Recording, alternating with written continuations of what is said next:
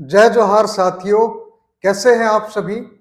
उम्मीद है आप सभी बहुत अच्छे होंगे, मस्त होंगे और स्टडीज को बहुत अच्छे से परफॉर्म कर रहे होंगे और एंजॉय भी कर रहे होंगे। तो लास्ट लेक्चर में हमने क्या पढ़ा था दोस्तों? लास्ट लेक्चर में हमने पढ़ा था हार्डे वेनबर्ग का प्रिंसिपल के बारे में। इस लेक्चर में हम पढ़ने वाले हैं कंप्लीट ह्यूमन इवोल्यूशन के बारे में। क्या पढ़ने वाले हैं हम लोग? कंप्लीट ह्यूमन इवोल्यूशन के बारे में पढ़ने वाले हैं और कुछ साथ में बेसिक कंसेप्ट को समझने का प्रयास करेंगे और उसके बाद पीवाईक्यू को भी सॉल्व करेंगे। तो चलिए शुरुआत करते हैं।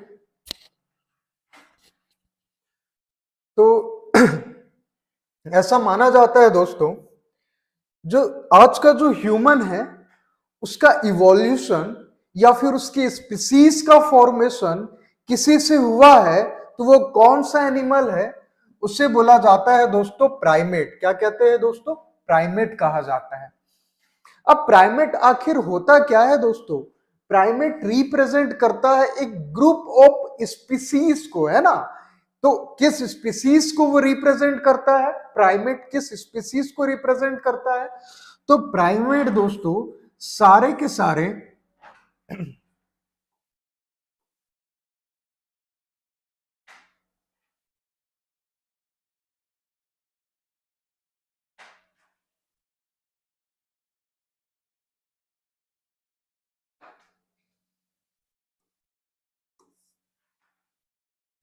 तो जो प्राइमेट है दोस्तों ये रिप्रेजेंट करता है सारे के सारे जो मैमल है दोस्तों, है ना। मैमल्स की जो स्पीसीज है उसको रिप्रेजेंट करता है। तो सारे मैमल का जो अर्लीस्ट एंसेस्टर है, सबसे पहले वाला जो एंसेस्टर है वो कौन है दोस्तों? प्राइमेट। तो ये माना जाता है जितने भी मैमल है उसकी उत्पत्ति हुई थी प्राइमेट से, है ना। किससे उत्पत्ति हुई थी? मैमल्स की प्राइमेट से उत्पत्ति हुई थी। लेकिन जो प्राइमेट है दोस्तों, उसकी जो साइज है आज के मैमल की तरह टॉल नहीं थी, है ना। आज के जो मैमल है ना, या फिर ह्यूमंस की हम बात करें तो उनकी एवरेज हाइट कितनी होती है? 6 फीट के आसपास होती है ना, 6 फुट के आसपास उनकी हाइट होती है। लेकिन जो अर्लीस्ट प्राइमेट था, उसकी जो हाइट थी ना, आज के ह्यूमंस की तरह टॉल नहीं थी, बल्कि कैसी थी दोस्तों? एक वो ड्वार्फ हाइट था, है ना। उसकी हाइट कैसी थी? ड्वार्फ काइंड ऑफ थी। और जैसे कि आप देख पा रहे हैं ये फिगर से, ये फिगर प्राइमेट का है, अर्लीस्ट प्राइमेट का ये फिगर है, ये डायग्राम से रिप्रेजेंट किया जा रहा है। अब ये जो प्राइमेट है ये कहाँ प्रेजेंट रहता था? तो ऐसा माना जाता है कि अफ्रीका के जो ग्रासलैंड वाला जो एरिया है, अफ्रीका हो गया, तंजानिया हो गया, इथियोपिया हो गया, ये सारे एरिया में पाया जाता था प्राइमेट। अब कैसे पता चला दोस्तों? तो फॉसिल की स्टडी के जरिए हमें पता चला कि प्राइमेट कहां पे प्रेजेंट था? अफ्रीका के एरिया में प्रेजेंट था। क्या चीज वो ईट करते थे, कैसे सरवाइव करते थे? तो दोस्तों समझने की बात ये है, ये जो आप फिगर देख रहे हैं, ये ऐसा लग रहा है कि ये कुछ उल्लू या फिर चमगादड़ के जैसी इनकी आंखें है ना। इनकी साइज भी बहुत स्मॉल है। अब कहाँ प्रेजेंट रहते थे दोस्तों? तो इनका जो शेल्टर वाला जो स्थान था वो हुआ करता था ट्री, है ना। ट्री में रहा करते थे। क्या खाते थे? तो ये जनरली दोस्तों इंसेक्ट को खाया करते थे, इंसेक्ट को खाया करते थे। साथ में दोस्तों ये फ्रूट ईटिंग भी करते थे, है ना, फ्रूट ईटिंग करते थे। तो ये दोनों ही टाइप की चीजों को खाया करते थे। जैसे कि ट्री में जितने भी टाइप के इंसेक्ट प्रेजेंट रहते हैं, जैसे कि आज के डेट में अगर हम बात करें तो ग्रास ऑफर हो गया या फिर छोटे वॉर्म, है ना, ये कीड़ों को खाया करते थे, इंसेक्ट को खाया करते थे, साथ में ये फ्रूट ईटिंग भी किया करते थे। और इनकी जो बॉडी थी ना, कुछ ऐसे फ्लेक्सिबल थी कि वो जंप कर सकते थे एक पेड़ से दूसरे पेड़ में, है ना। तो ये जंप भी कर पाते थे और इनकी जो बॉडी थी वो फ्लेक्सिबल थी। आप इनके फेलेंजेस का अगर स्ट्रक्चर देखेंगे, ये जो फेलेंजेस का आप स्ट्रक्चर देख रहे हैं, तो आपको ये नोटिस करने में मिल रहा होगा कि हमारे जो हाथ है, हमारे जो फेलेंजेस उंगलियां जो है और इनकी जो उंगलियां है, इनका स्ट्रक्चर लगभग मिलता है ना। बस यहाँ पे चेंजेस क्या देखने को मिल रहे हैं? इनके जो फेलेंजेस है ना, और कंप्लीट इनका जो कार्पल है, मेटाकार्पल है, डिजिट्स जो है, इनकी लेंथ हमसे थोड़ी सी ज्यादा देखने को मिल रही है। दूसरी चीज, इनकी जो बॉडी है, क्या ये हमारे बॉडी की तरह एकदम शार्प खड़ी हुई रहती है? नहीं। तो इनकी जो बॉडी है, इनकी जो बैकबोन है, ये झुकी हुई है ना। तो झुकी हुई है इसलिए इनकी जो बॉडी है वो हमारे जैसे कंप्लीट पोस्चर खड़ा हुआ नहीं, इरेक्ट पोर्शन नहीं है, बल्कि इनकी जो बॉडी है थोड़ी सी झुकी हुई है। और इसका फायदा उठाते थे ये, फ्लेक्सिबिलिटी में इनका ये रिस्पॉन्स रहता था और ये जंप करके एक पेड़ से दूसरे पेड़ में मूव कर सकते थे। अब इनकी जो बॉडी का स्ट्रक्चर है ना, आज के मंकी के जैसे बहुत ज्यादा मिलता है ना। आज के जो मंकी है उनकी बॉडी का स्ट्रक्चर और ये जो प्राइमेट है इनकी बॉडी का स्ट्रक्चर, जो ये अर्लीस्ट प्राइमेट है, इनकी बॉडी का स्ट्रक्चर आज के मंकी के रेस्पेक्ट में काफी सिमिलैरिटी शो करता है। तो ये माना जाता है कि हमारी जो ओरिजिन हुई है, जो सबसे अर्लीस्ट एंसेस्टर है, वो क्या थे? प्राइमेट थे। लेकिन धीरे धीरे बॉडी के कैरेक्टर में, फिजिकल स्ट्रक्चर में चेंजेस आते गया। इनकी जो बॉडी है इनमें चेंजेस आते गया और ये चेंज किस तरीके से हुए?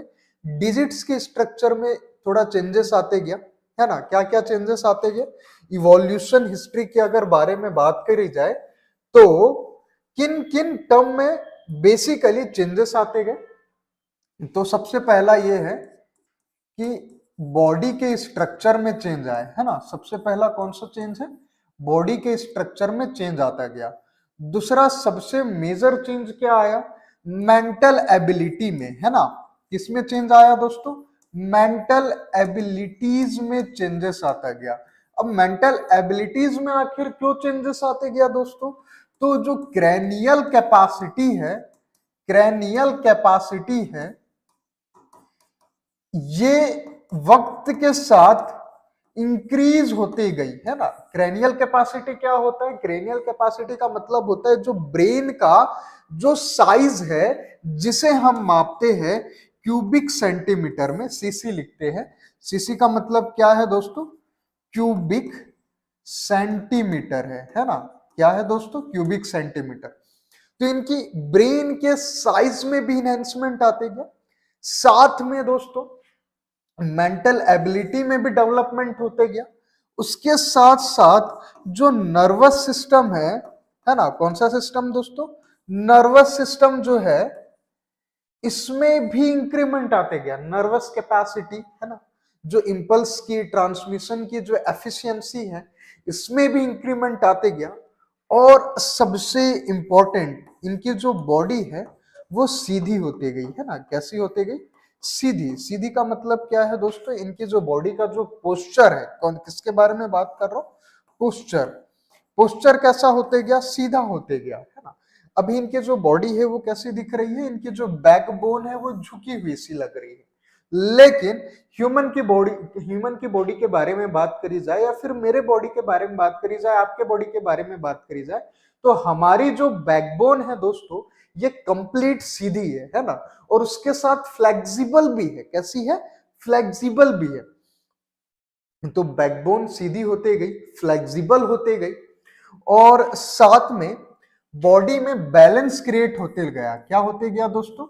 बॉडी में बैलेंस क्रिएट होते गया।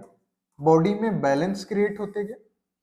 और जैसे कि हमारी जो बॉडी है वो सीधी होती गई, बॉडी में बैलेंस क्रिएट होते गया, ये सारी चेंजेस है। इसके साथ साथ दोस्तों जो बॉडी में फेलेंजेस है ना, कार्पल है, मेटाकार्पल है, फेलेंजेस है, टार्जल है ना, ये सारे बोन के स्ट्रक्चर में भी थोड़ा सा एडवांसमेंट आते गया। क्या हुआ दोस्तों? जो बोन का स्ट्रक्चर है, इसमें भी थोड़ा सा एडवांसमेंट आते गया। तो बोन का स्ट्रक्चर भी चेंज होते गया। अगर समरी में बात करी जाए तो क्या क्या चेंजेस आते गए? बॉडी के स्ट्रक्चर में चेंज आया। बॉडी के स्ट्रक्चर में कैसे चेंजेस आते गया? बोन के स्ट्रक्चर में चेंजेस आते गया, एडवांसमेंट आते गए, थोड़ा सा एडवांस होती गई बॉडी, बोन का स्ट्रक्चर। साथ में मेंटल एबिलिटी भी इंक्रीज होती गई। मेंटल एबिलिटी आखिर किस वजह से इंक्रीज हो रही है? तो क्रैनियल कैपेसिटी के इंक्रीज होने के कारण मेंटल एबिलिटी भी इंक्रीज होती गई। साथ में दोस्तों अगर बात करी जाए, क्रेनियल कैपेसिटी क्यूबिक सेंटीमीटर में मापी जाती है। क्यूबिक सेंटीमीटर में क्रेनियल कैपेसिटी मतलब ब्रेन का जो साइज है वो इंक्रीज होता गया। उसके अलावा क्या चीज इंक्रीमेंट होती गई दोस्तों? तो नर्वस सिस्टम की जो एबिलिटी है, नर्व इंपल्स को कैरी करने की जो बॉडी की टेंडेंसी है, वो भी इंक्रीज होती गई दोस्तों। उसके साथ साथ बॉडी का जो पोस्चर है वो कैसे होते गया? सीधा होते गया। जो प्राइमेट थे उनकी जो बॉडी का पोस्चर था वो कैसे था? थोड़ा सा तिरछा सा था, है ना। इनकी जो बैकबोन थी वो झुकी हुई सी थी। फिर उसके बाद फेलेंजेस है या फिर बोन के स्ट्रक्चर है, ये सारी चीजें में, ये सारी की सारी चीजों में हमें एडवांसमेंट थोड़ा सा देखने को मिला।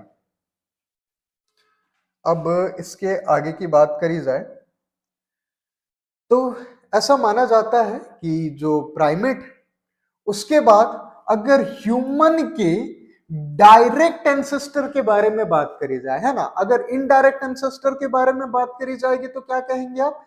इनडायरेक्ट जो अर्लीस्ट एंसेस्टर थे वो कौन थे? प्राइमेट थे।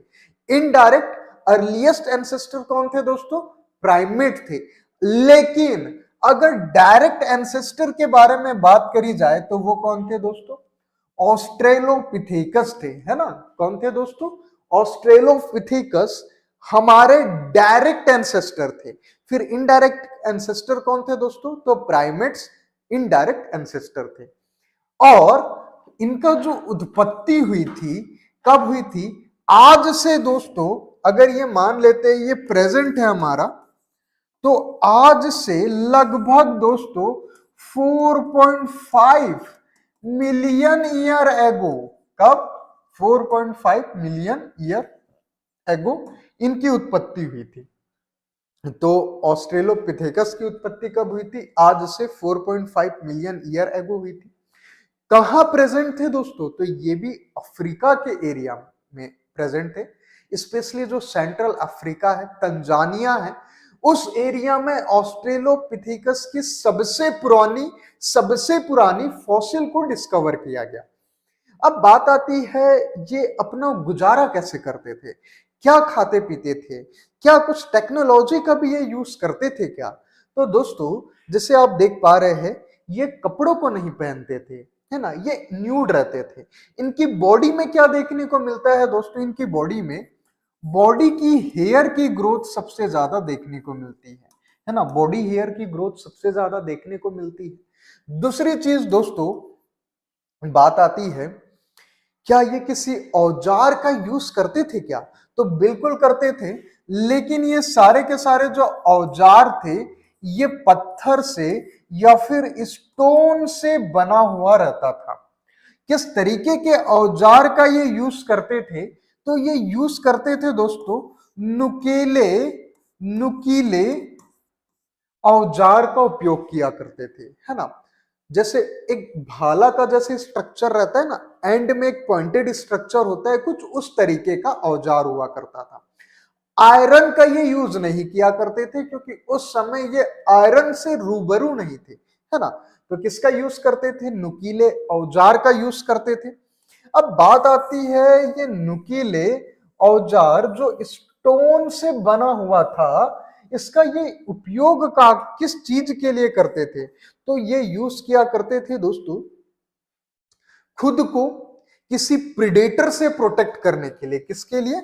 खुद को किसी प्रिडेटर से प्रोटेक्ट करने के लिए उपयोग किया करते थे। क्या खाते थे दोस्तों? तो ये जनरली फ्रूट्स खाया करते थे और वेजिटेशन में डिपेंड रहते थे, है ना, वेजिटेशन में डिपेंड रहते थे, फ्रूट ईटर थे ये।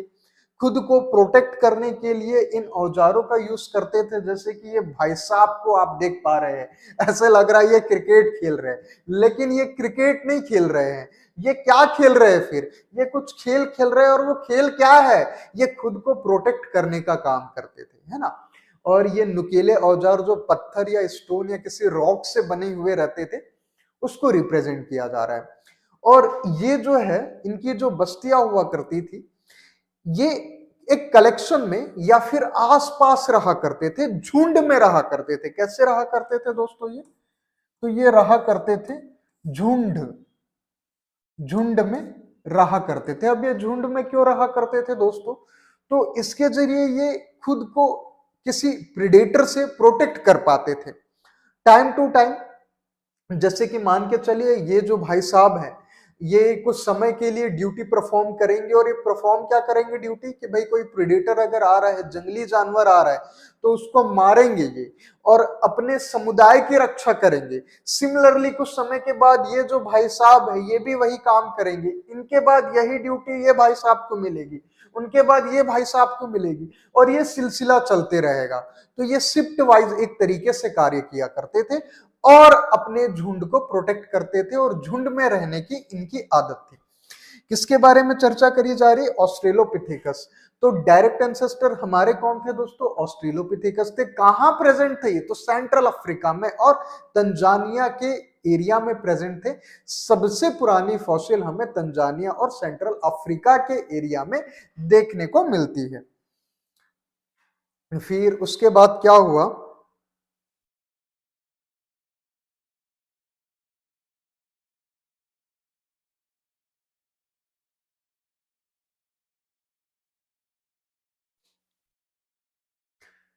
फिर साथियों ये देखने को मिला, इनकी जो बॉडी थी ऑस्ट्रेलोपिथेकस की थी, ये बहुत ज्यादा भी झुकी हुई नहीं थी और कंप्लीट इनका इरेक्ट पोर्शन भी नहीं था, है ना, हमारे जैसे सीधा भी नहीं था। तो धीरे धीरे ये अपने बॉडी को बैलेंस करना सीखते हैं, इनका इवोल्यूशन होता है, और ये धीरे धीरे बाई पैडल वॉकिंग करने लगते हैं। क्या करना सीखते हैं दोस्तों? ये बाइपीडल वॉकिंग करना सीखते हैं, रनिंग करना सीखते हैं। पहले भी रनिंग किया करते थे, लेकिन बाइपीडल ये रनिंग नहीं किया करते थे। ये दो हाथ और अपने पैरों का यूज किया करते थे रनिंग के लिए, वॉकिंग के लिए भी चिंपांजी की तरह थोड़ा सा वॉक किया करते थे। लेकिन धीरे धीरे इवोल्यूशन हुआ और हम देखते हैं कि इनके बॉडी का जो पोस्चर है, स्पेशली जो बैकबोन का जो आप स्ट्रक्चर देख पा रहे हैं, बैकबोन का आप ये जो स्ट्रक्चर देख पा रहे हैं, बैकबोन धीरे धीरे सीधी होने लगी, जिसके कारण से ये बॉडी को बैलेंस करना सीख पाए। उसी चीज को मैंने ये लिखा है, वन की feature that evolve was bipedalism, walking on two legs, which become evident in early human ancestor, है ना। तो यही जो चीज है, अर्लीस्ट जो ह्यूमन एंसेस्टर थे, जैसे कि ऑस्ट्रेलोपिथेकस थे, वहां से हमें देखने को मिला कि बाइपीडल इवोल्यूशन होते गया। बाइपीडल इवोल्यूशन का मतलब क्या है, इनकी बॉडी इरेक्ट होते गई, इवोल्यूशन में टाइम भी लगा, लेकिन ये धीरे धीरे अपने बॉडी को बैलेंस करते गए और दो पैरों की सहायता से ये वॉक करना सीखे, है ना। धीरे धीरे इनका ये डेवलपमेंट हुआ, जिसे हम बाइपीडल कहा जाता है, बाइपीडल कहते हैं। अब बात आती है कि जो अर्ली ह्यूमन थे, ये किन चीजों का यूज किया करते थे, क्या शिकार किया करते थे या नहीं किया करते थे। तो दोस्तों, ये पत्थर से बने औजारों का यूज करते थे, शिकार भी किया करते थे। सबसे पहले समझने की चीज ये है दोस्तों, ये पत्थर से बने औजार का यूज करते थे।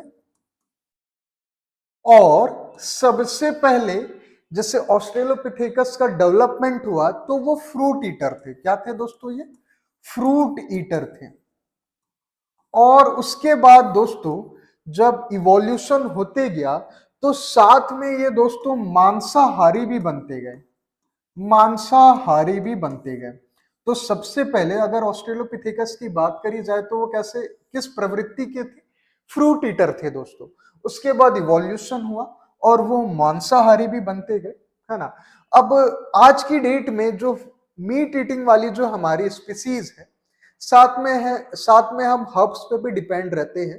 तो एक ऑर्गन है जिसे क्या कहा जाता है दोस्तों? सीकम कहा जाता है। ये क्या हो गया है दोस्तों? एक्सटिंक्ट हो गया है। कारण इसके पीछे का क्या है दोस्तों?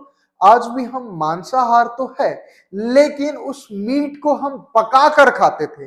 लेकिन ये जो प्रिमेटिव एनिमल्स थे, जो मैमल्स की कैटेगरी में हम जिसे बात कर रहे हैं, ये मांसाहारी तो थे, लेकिन अर्ली समय में इस मांसाहार को ये पका करके नहीं खाते थे। क्या इसे पका करके खाते थे? पका करके क्या इसे खाया करते थे? खाया करते थे क्या? तो बिल्कुल नहीं दोस्तों। जो अर्ली समय था सिविलाइजेशन का, जिसमें ऑस्ट्रेलोपिथेकस, ड्रायोपिथेकस, नंदरथल मैन का इवोल्यूशन होते गया, तो उस समय ये पका करके मांस को नहीं खाया करते थे, बल्कि ये कच्चे मांस को खाया करते थे। किसको खाया करते थे दोस्तों? कच्चे मांस का सेवन किया करते थे, कच्चे मांस का सेवन किया करते थे। फिर उसके बाद दोस्तों, धीरे धीरे उन्होंने आग जलाना सीखा। क्या सीखा दोस्तों इन ह्यूमंस ने? आज की ह्यूमन के बारे में बात नहीं करी जा रही है, प्रिमिटिव कैटेगरी के बारे में बात करी जा रही है। तो जब ड्रायोफिथिकस आए, है ना, नंदरथल मैन आए, कौन? नंदरथल मैन आए, तो इन्होंने इस स्टोन का यूज किया दोस्तों, स्टोन का इन्होंने यूज किया। और इसका यूज किस क्षेत्र में किया? तो आग जलाने के लिए, है ना, आग जलाने के लिए इसका उपयोग किया। आग जलाया, आग जला करके दोस्तों ये क्या करने लगे? मांस को पका करके खाने लगे, है ना।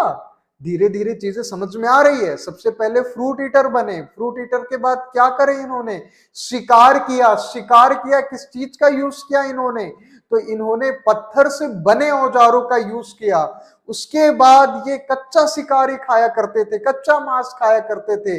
नंदरथल मैन आए, उन्होंने आग जलाना सीखा, आग जलाना सीखा, फिर उसे क्या करने लगे, मांस को पका करके, आग का उपयोग करके, पका करके इस मांस को खाना उन्होंने सीखा। तो ये भाई साहब को आप जैसे देख पा रहे हैं, ये कैरम नहीं खेल रहे, ये लूडो नहीं खेल रहे, है ना। ये क्या कर रहे हैं, पत्थर का यूज कर रहे हैं और ऐसे घिस घिस के उससे चिंगारी निकाल रहे हैं, है ना। और ये पत्थर को नुकीला भी किया करते थे। क्या किया करते थे दोस्तों, ये औजार का यूज करते थे। किस तरीके के औजार का, एक नुकीले पत्थर का यूज किया करते थे। और नुकीले पत्थर का आखिर क्यों उपयोग किया करते थे, तो नुकीले पत्थर का यूज किया करते थे दोस्तों शिकार के लिए, है ना, शिकार के लिए उपयोग किया करते थे।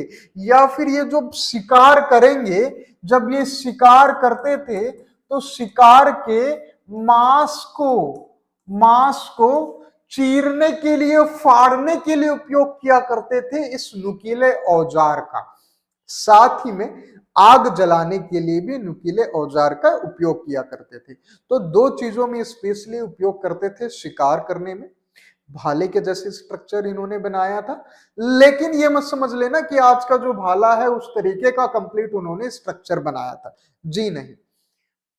इन्हें आयरन के बारे में ज्ञान नहीं था। पत्थर को नुकीला किया करते थे और मांस को चीरा करते थे और मांस को निकाला करते थे, उसे अंगार में, आग में सेका करते थे और उसके बाद उसे खाया करते थे। तो ये भाई साहब वही काम कर रहे हैं और आप इनके स्ट्रक्चर को देख पा रहे हैं। जैसे बॉडी के स्ट्रक्चर को आपको देखने को मिलेगा आज के ह्यूमन के जैसे इनके बॉडी का स्ट्रक्चर है, लेकिन जैसे ही आप इनके माउथ को देखेंगे, फेस को देखेंगे, आपको लगेगा कि आज के चिंपांजी के जैसे इनके फेस का स्ट्रक्चर है। तो फॉसिल के स्टडी से हमें देखने को मिलता है, ये चीजों को समझने को मिलता है। जब हम बोन की स्टडी करते हैं तो इनकी बोन हमारी बोन के रेस्पेक्ट में सिमिलैरिटी अदा करती है, जिससे हम ये समझ पाते हैं कि ये हमारे एंसेस्टर है। तो एक मोटे मोटे तौर पे हमने आपको बताने का प्रयास किया कि हमारे एंसेस्टर की उत्पत्ति कैसे हुई थी। इनडायरेक्ट एंसेस्टर कौन थे, प्राइमेट थे। डायरेक्ट एंसेस्टर कौन थे, ऑस्ट्रेलोपिथेकस थे। अब बात आती है दोस्तों, जब ब्रेन का विकास होने लगा, ब्रेन का विकास मतलब कि इसके बारे में बात कर रहे हैं जो हमारे आपके पास है ना। तो ब्रेन के साइज को हम मेजर करते हैं किसमें, एक यूनिट में, जिसे हम कहते हैं क्या कहते हैं दोस्तों, क्यूबिक सेंटीमीटर कहते हैं। तो जो होमो हैबिलिस थे उनकी क्रेनियल कैपेसिटी कितनी थी, इसे याद रखना है। जितने भी टाइप के मैंने आपको लिखे स्पीसीज के बारे में, हमारे एंसेस्टर के बारे में, इसे आपको याद रखना है, क्योंकि नीट की एग्जाम में अक्सर ये पूछा जाता है, किसी ना किसी कॉम्पिटिटिव एग्जाम में भी पूछा जाता है। होमो हैबिलिस की ब्रेन की कैपेसिटी कितनी थी, तो लगभग 900 क्यूबिक सेंटीमीटर थी। होमो नंदरथैलिस की क्यूबिक कैपेसिटी कितनी थी, तो 1450 क्यूबिक सेंटीमीटर थी। होमो नंदरथैलिस की क्यूबिक कैपेसिटी कितनी थी, 1450 क्यूबिक सेंटीमीटर थी। होमो इरेक्टस की क्यूबिक कैपेसिटी कितनी थी, तो 650 से लगभग 800 क्यूबिक सेंटीमीटर। होमो इरेक्टस की क्यूबिक कैपेसिटी कितनी थी, तो लगभग 650 से 800 क्यूबिक सेंटीमीटर इनकी क्रेनियल कैपेसिटी थी। होमो सेपियंस की क्रेनियल कैपेसिटी कितनी थी, तो लगभग 1400 क्यूबिक सेंटीमीटर इनकी क्रेनियल कैपेसिटी थी। तो ये डाटा आप अच्छे से याद करके रखेंगे, क्योंकि ये अक्सर पूछा जाता है, बहुत इंपॉर्टेंट चीज। अब इसी चीज को मैंने यहाँ पे लिखा है कि टाइम के साथ क्या होते गया, ब्रेन का भी विकास होते गया। किस टर्म में, साइज के टर्म में और मेंटल एबिलिटी के टर्म में भी ब्रेन का विकास होते गया। अब बात आती है कि अगर हम बात करें ऑर्डर के रेस्पेक्ट में, कौन कौन सी स्पीसीज का फॉर्मेशन हुआ था, अर्लीस्ट स्पीसीज कौन थी जो हमसे सिमिलैरिटी शो करती है, हमारे एंसेस्टर कौन थे, तो सबसे पुराने जो एंसेस्टर थे ऑस्ट्रेलोपिथेकस तो थे, लेकिन ऑस्ट्रेलोपिथेकस से उत्पत्ति हुई थी दोस्तों होमो हैबिलिस की। किसकी दोस्तों उत्पत्ति हुई थी? Homo habilis. होमो हैबिलिस से उत्पत्ति हुई थी दोस्तों होमो इरेक्टस की। होमो इरेक्टस से उत्पत्ति हुई थी नंदरथैलिस या फिर नंदरथल मैन की। उसके बाद उत्पत्ति हुई थी दोस्तों होमो सैपियंस, है ना। और आज के मानव की उत्पत्ति हुई जिसका नाम है होमो सैपियंस सैपियंस। अब इसके बाद किसकी उत्पत्ति होगी? इसके बाद एक न्यू टाइप की स्पीसीज की उत्पत्ति होगी जिसे हम कहते हैं नियो होमो सैपियंस कहते हैं ना। क्या कहते हैं दोस्तों? न्यू होमो सैपियंस सैपियंस कहते हैं। अब ये जो नियो टाइप की जो वैरायटी, नियो है ना, नियो का मतलब क्या दोस्तों? एडवांस टाइप की जो वैरायटी जिसका डेवलपमेंट होगा, ऐसा माना जाता है कि इनके बॉडी में जरा भी 1% भी हेयर प्रेजेंट नहीं रहेंगे, है ना। तो जैसे कि आप देख पा रहे हैं ना कि संदीप सर अभी गंजे नहीं है ना, बाला नहीं है ये, है ना। लेकिन आज आगे चल करके जो वैरायटीज का फॉर्मेशन होगा, स्पीसीज का डेवलपमेंट होगा, वो कैसे रहेंगे? कंप्लीट बाला। कैसे रहेंगे? बाला रहेंगे। मतलब कि उनकी बॉडी में हेयर का फॉर्मेशन बिल्कुल नहीं रहेगा। इनकी बॉडी में 0 हेयर का फॉर्मेशन होगा, है ना, बिल्कुल भी फॉर्मेशन नहीं होगा, जिसे हम कहते हैं नियो होमोसेपियंस कहते हैं। अब ये जो न्यू टाइप की जो वैरायटी रहेगी, इनका जो ब्रेन रहेगा मोस्ट एडवांस टाइप का रहेगा, क्रेनियल कैपेसिटी भी इंक्रीज होगी, मेंटल एबिलिटी भी इंक्रीज्ड टाइप ऑफ रहेगी जो फ्यूचर में फॉर्म होगा। ऑस्ट्रेलोपिथेकस से होमो हैबिलिस का फॉर्मेशन हुआ, होमो हैबिलिस से होमो इरेक्टस का, होमो इरेक्टस से नंदरथल मैन का फॉर्मेशन हुआ, उसके बाद होमो सैपियंस का फॉर्मेशन हुआ, उसके बाद होमो सैपियंस सैपियंस का फॉर्मेशन हुआ, और ये सिलसिला चलती रहा।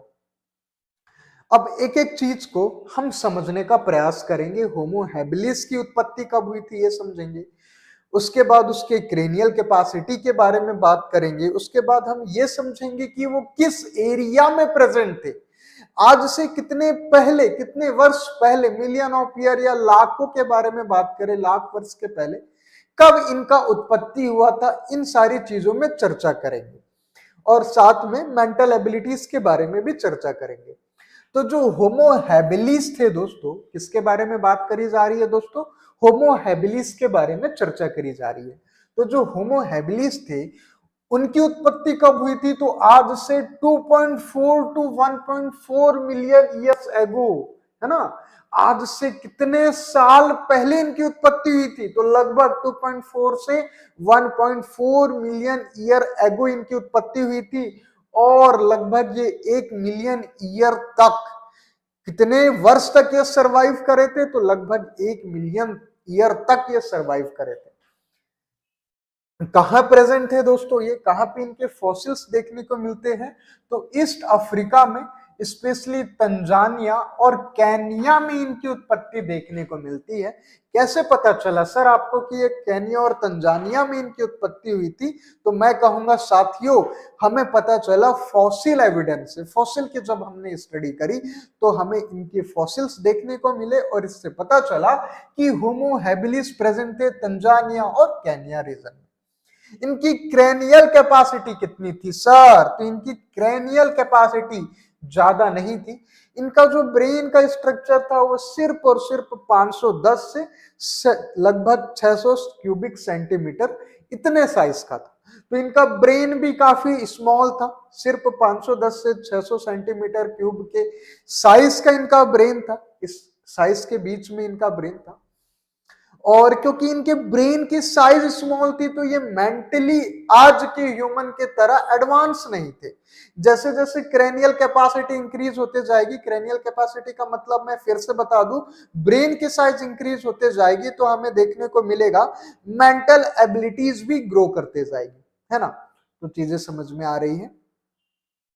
तो मान के चलिए अगर आपको छोटा सा भी डाउट होता है तो फटाफट से कमेंट सेक्शन में रिप्लाई करिए, ताकि मैं आपकी दुविधा का तत्काल ही निवारण कर सकूं।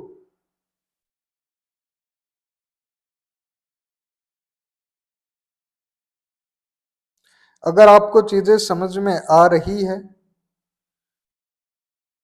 तो फटाफट से दोस्तों रिप्लाई करिए।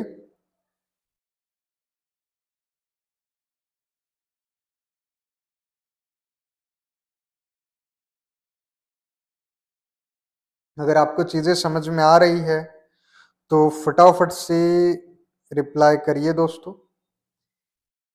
अगर आपको मान के चलिए छोटा भी डाउट होता है तो क्लास के दौरान ही पूछ लिया करिए, ताकि बाद में आपको दोस्तों ऐसा ना हो कि डाउट का कलेक्शन रहे, है ना। हम नहीं चाहते कि भाई हम कंसेप्ट डिलीवर कर रहे हैं और आपको कंसेप्ट समझ ना आकर के डाउट का कलेक्शन रहे। तो सबसे बेहतर तो यही तरीका होता है कि जब भी टीचर पढ़ा रहे होते हैं उसी समय आपको अगर कुछ चीजें समझ में नहीं आती है तो तत्काल ही पूछ लिया करिए, ताकि हम आपकी दुविधा का निवारण जल्दी से हम कर सके, है ना। तो उम्मीद है आपको ये सारी चीजें समझ में आ रही होगी। तो हमने कहा कि होमो हैबिलिस की ब्रेन की साइज कितनी थी, लगभग 500 से 600 क्यूबिक सेंटीमीटर इनकी साइज थी। उसके बाद फॉर्मेशन होता है दोस्तों होमो इरेक्टस का। होमो हैबिलिस से किसका फॉर्मेशन होता है दोस्तों, होमो हैबिलिस से फॉर्मेशन होता है होमो इरेक्टस का। अब ये जो कौन दोस्तों, होमो इरेक्टस है, इनकी ब्रेन की साइज कितनी थी दोस्तों, इनकी ब्रेन की जो साइज थी वो लगभग 600 से 1100 क्यूबिक सेंटीमीटर थी, है ना। ये जो होमो इरेक्टस है, होमो इरेक्टस जो है, इनकी ब्रेन की साइज कितनी थी दोस्तों, 600 से 1100 क्यूबिक सेंटीमीटर। होमो हैबिलिस की ब्रेन की साइज कितनी थी सर, तो होमो हैबिलिस की जो ब्रेन की साइज थी दोस्तों वो थी लगभग 510 से लगभग 650 क्यूबिक सेंटीमीटर, ज्यादा से ज्यादा 650 क्यूबिक सेंटीमीटर थी, है ना। ऑन एवरेज कितनी थी, तो लगभग 600 क्यूबिक सेंटीमीटर थी। तो इससे हमें यह देखने को मिलता है होमो हैबिलिस से जब होमो इरेक्टस का फॉर्मेशन हुआ, इवोल्यूशन की इस प्रक्रिया में ब्रेन की साइज का भी डेवलपमेंट होते गया। वहीं पे होमो इरेक्टस की ब्रेन की साइज इंक्रीज हो गई, और कितनी इंक्रीज हुई, तो लगभग दोस्तों 400 क्यूबिक सेंटीमीटर साइज में इंक्रीमेंट हुआ। ये याद रखना है आपको, ये पूछा जाता है नीट के एग्जाम में जनरली। ये बताइए होमो हैबिलिस से होमो इरेक्टस का जब फॉर्मेशन हुआ, इवोल्यूशन की इस प्रक्रिया में लगभग कितने ब्रेन की साइज में डेवलपमेंट होते गया, तो आप कहेंगे लगभग 400 क्यूबिक सेंटीमीटर ब्रेन के साइज में इंक्रीमेंट आया सर, है ना। अब बात आती है दोस्तों ये किस टाइम ड्यूरेशन में प्रेजेंट थे, तो आज से लगभग 1.8 मिलियन ईयर एगो, है ना। कितने समय पहले प्रेजेंट है दोस्तों, आज से लगभग 1.8 मिलियन ईयर एगो प्रेजेंट है। वहीं पे दोस्तों अगर हम बात करी जाए, अगर ये प्रेजेंट है मान लेते हैं, ये प्रेजेंट है, तो आज से बात करी जाए तो होमो हैबिलिस की जो उत्पत्ति है और उनका जो लाइफ स्पान है, ये माना जाता है दोस्तों इनकी उत्पत्ति हुई थी आज से लगभग 2.4 मिलियन ईयर एगो, है ना। और ये कब तक सरवाइव करे थे, तो 2.4 मिलियन ईयर एगो से 1.4 मिलियन ईयर एगो ये सरवाइव किए। वहीं पे जो होमो इरेक्टस है, इनकी उत्पत्ति कब हुई थी, तो ये माना जाता है होमो हैबिलिस से होमो इरेक्टस की उत्पत्ति हुई और आज से लगभग 1.8 मिलियन ईयर एगो, है ना, ईयर एगो इनकी उत्पत्ति हुई थी। तो होमो हैबिलिस से होमो इरेक्टस की उत्पत्ति हुई लगभग 1.8 मिलियन ईयर एगो। कहां पे इनकी उत्पत्ति हुई थी, तो याद रखिए दोस्तों अफ्रीका में ये पाए गए थे, साथ में यूरोप में भी पाए गए थे और एशिया में भी पाए गए थे, है ना। वहीं पे होमो हैबिलिस कहां पे हमें देखने को मिले थे, ईस्ट अफ्रीका में, तंजानिया में, केनिया में प्रेजेंट थे। वहीं पे होमो इरेक्टस कहां पे देखने को मिले थे, अफ्रीका में, यूरोप में और एशिया कॉन्टिनेंट में ये देखने को मिले थे। तो आखिर ये रीजन इसके पीछे का क्या था दोस्तों कि यूरोप में और एशिया में अब होमो इरेक्टस की वैरायटी देखने को मिल रही है। इसके पीछे का सिंपल सा एक रीजन है, उसे हम कहेंगे रेडिएशन। अब रेडिएशन का मतलब ये मत समझ लेना यूवी रेडिएशन के बारे में, अरे ना जी, हम कह रहे हैं होमो हैबिलिस जो थे, होमो हैबिलिस जो थे वो मूव कर गए कहां पे, यूरोप में दोस्तों, और कहां पे, एशिया में दोस्तों, और साथ में इवॉल्व होते गए। तो होमो हैबिलिस से होमो इरेक्टस बने, और होमो इरेक्टस की हमें जो स्पीसीज है वो यूरोप में और एशिया में देखने को मिलती है। और साथ में जो होमो इरेक्टस है इसमें जावा मैन भी आते हैं, है ना। तो ये जो स्पेशली जो जावा मैन है ये कहां देखने को मिले, तो एशिया वाले रीजन में देखने को मिले, चाइना में और जॉर्जिया में भी ये देखने को मिले। अब इनकी क्रेनियल कैपेसिटी में कितना इंक्रीमेंट आया था, तो लगभग 400 क्यूबिक सेंटीमीटर इनकी क्रेनियल कैपेसिटी इंक्रीज हुई थी सर। तो अगर आपको होमो इरेक्टस के बारे में चीजें समझ में आई हैं तो फटाफट से कमेंट सेक्शन में रिप्लाई करिए। अगर आपको छोटी सी भी चीज में अगर मान के चलिए कुछ डाउट होता है तो तत्काल ही हमें आप कमेंट सेक्शन में रिप्लाई कर सकते हैं, ताकि हम आपकी दुविधा का निवारण कर सकें।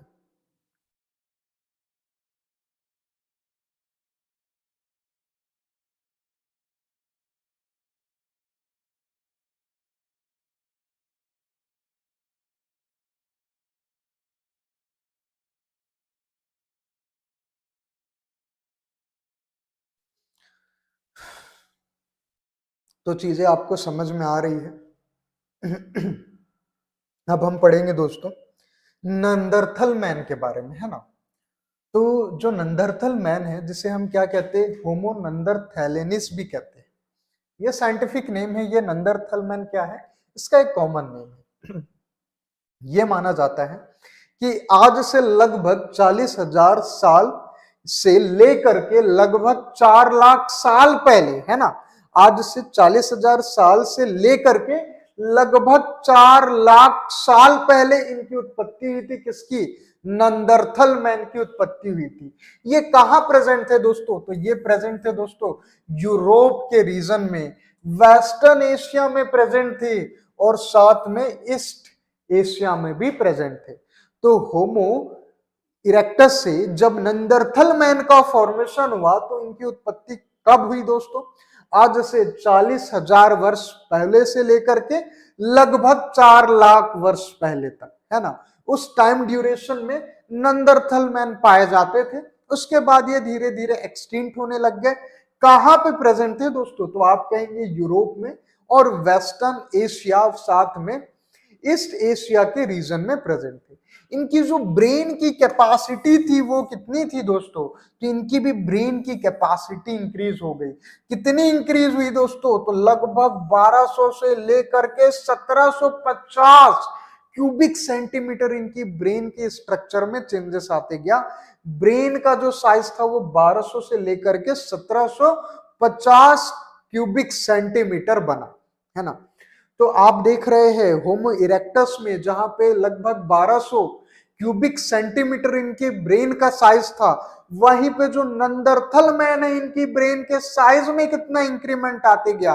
तो आप कहेंगे होमो इरेक्टस के रेस्पेक्ट में सर नंदरथल मैन के अगर बारे में चर्चा करी जाए तो लगभग 700 से लेकर के 750 क्यूबिक सेंटीमीटर में, है ना, 700 से लेकर के लगभग 750 क्यूबिक सेंटीमीटर में इनकी ब्रेन की साइज में इंक्रीमेंट आया सर। तो क्रेनियल कैपेसिटी भी इंक्रीज हो गई, लगभग 750 क्यूबिक सेंटीमीटर इनकी ब्रेन की कैपेसिटी में इंक्रीज आया। कहां प्रेजेंट थे, तो ये यूरोप में प्रेजेंट थे, वेस्टर्न एशिया में, और साथ में ईस्ट एशिया रीजन में भी प्रेजेंट थे।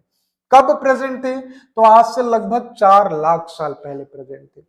अब अगर समय की रेखा को यहाँ पे ड्रॉ कर देता हूं, एक एलिमेंट्री अंदाजा, तो आज से लगभग 2.4 मिलियन ईयर एगो किसका फॉर्मेशन हुआ दोस्तों, तो आज से 2.4 मिलियन ईयर एगो फॉर्मेशन हुआ होमो हैबिलिस का, होमो हैबिलिस का। होमो हैबिलिस के बाद आया दोस्तों कौन? होमो इरेक्टस। कब आया दोस्तों? तो लगभग 1.8 मिलियन ईयर एगो। फिर उसके बाद कौन आया दोस्तों? तो आए नंदरथल मैन। कौन आए? नंदरथल मैन का उत्पत्ति हुई। नंदरथल मैन की उत्पत्ति हुई कितने समय पहले? तो आज से लगभग दोस्तों 4 लाख साल पहले, है ना। 4 लाख ईयर एगो इनका फॉर्मेशन हुआ। अब बात करी जाए होमो हैबिलिस की क्रेनियल कैपेसिटी कितनी थी, तो आप कहेंगे सर लगभग इनकी क्रेनियल कैपेसिटी थी ऑन एवरेज लगभग 500 क्यूबिक सेंटीमीटर। होमो इरेक्टस के साइज में इंक्रीमेंट आते गया और इनकी जो क्यूबिक कैपेसिटी थी वो लगभग कितनी होते गई? लगभग 600 क्यूबिक सेंटीमीटर ऑन एवरेज कह रहे हैं। फिर नंदरथल मैन आए, तो जब नंदरथल मैन आए कि इनकी ब्रेन की साइज कितनी होती गई दोस्तों? लगभग 1200 से लेकर के 1750 क्यूबिक सेंटीमीटर इनके ब्रेन के साइज में इंक्रीमेंट आते गया। वहीं पे जो होमो इरेक्टस थी इनकी ब्रेन की साइज लगभग 600 क्यूबिक सेंटीमीटर से लेकर के 1100 क्यूबिक सेंटीमीटर थी। तो इससे हम देख पा रहे हैं धीरे धीरे ब्रेन के साइज में भी इंक्रीमेंट आते गया।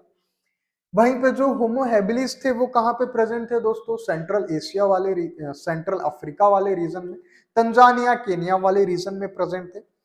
माइग्रेट होकर के होमो इरेक्टस का फॉर्मेशन हुआ।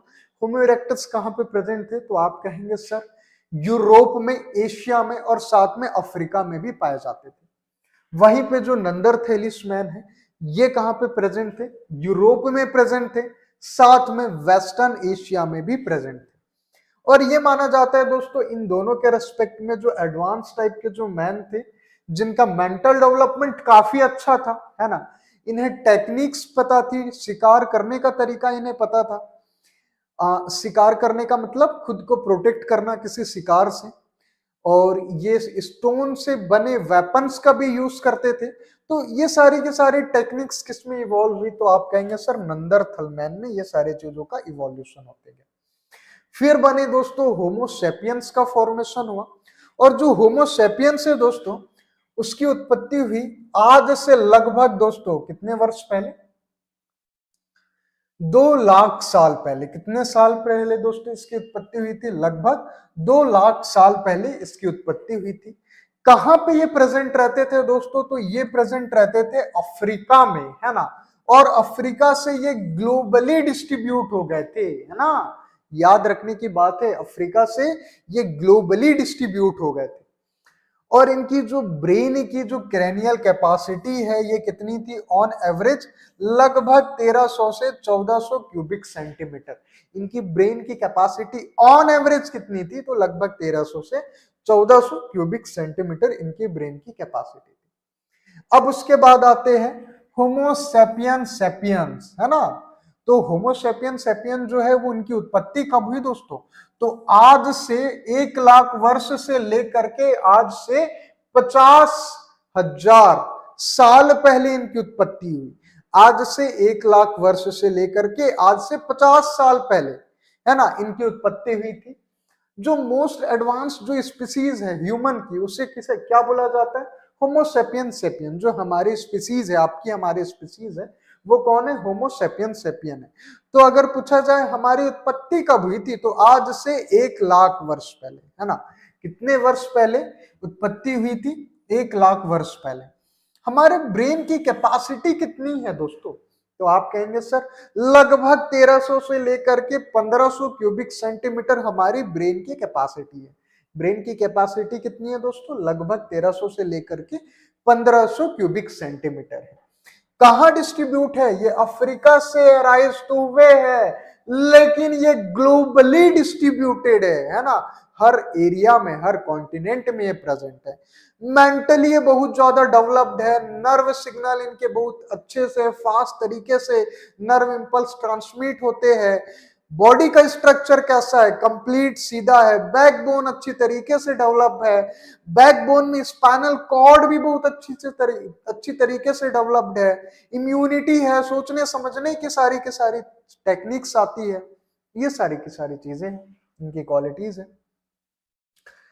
तो अगर आपको ये इवोल्यूशन, ह्यूमन के इवोल्यूशन के बारे में चीजें समझ में आई हैं तो फटाफट से कमेंट सेक्शन में आप रिप्लाई करिए।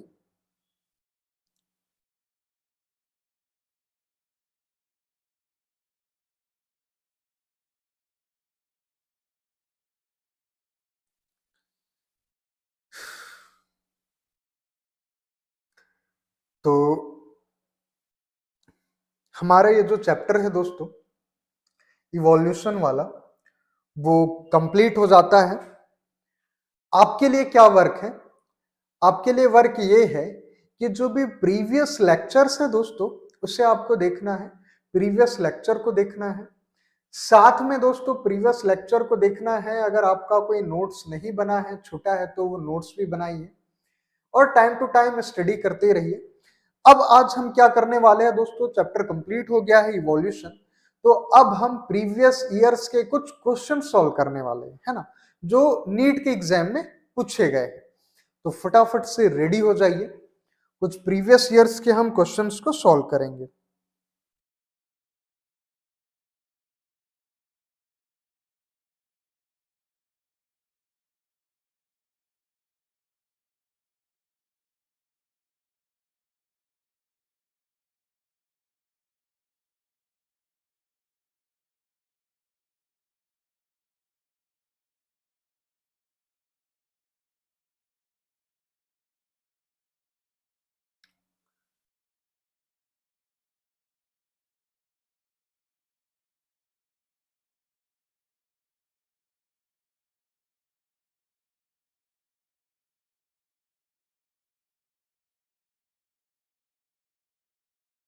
क्या आप अब तक मेरी वॉइस आ रही है?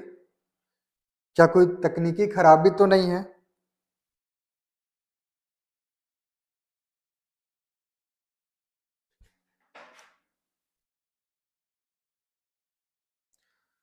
तो दोस्तों सबसे पहला हमारा क्वेश्चन रहा जो नीट के एग्जाम में पूछा गया है। सबसे पहला क्वेश्चन है, the flipper of penguin and dolphin are the example of, है ना, जो पेंगुइन और साथ में डॉल्फिन के जो फ्लिपर है वो किसकी एग्जाम्पल है दोस्तों, ये पूछा जा रहा है और ये नीट की एग्जाम्पल में पूछा गया है। सबसे पहला ये पूछा जा रहा है, क्या ये एडेप्टिव रेडिएशन को शो करता है? बिल्कुल नहीं सर, एडेप्टिव रेडिएशन को शो नहीं कर रहा है। क्या ये नेचुरल सिलेक्शन को शो कर रहा है? बिल्कुल नहीं सर, ये नेचुरल सिलेक्शन को शो नहीं कर रहा है। क्या ये कन्वर्जेंट इवोल्यूशन को शो कर रहा है? हाँ, हो सकता है सर ये कन्वर्जेंट इवोल्यूशन हो। आखिरी ऑप्शन देखते हैं, क्या ये डाइवर्जेंट इवोल्यूशन को शो कर रहा है क्या? बिल्कुल नहीं सर, ये डाइवर्जेंट इवोल्यूशन को शो नहीं कर रहा है, बल्कि ये शो कर रहा है कन्वर्जेंट इवोल्यूशन को। तो फ्लिपर ऑफ पेंगुइन और डॉल्फिन जो है वो किस टाइप के इवोल्यूशन को शो करते हैं दोस्तों? ये रिप्रेजेंट करते हैं कन्वर्जेंट इवोल्यूशन को। अब अगला क्वेश्चन आपकी स्क्रीन में रहा, natural selection where more individual acquire specific character value other than the mean character value leads to, है ना।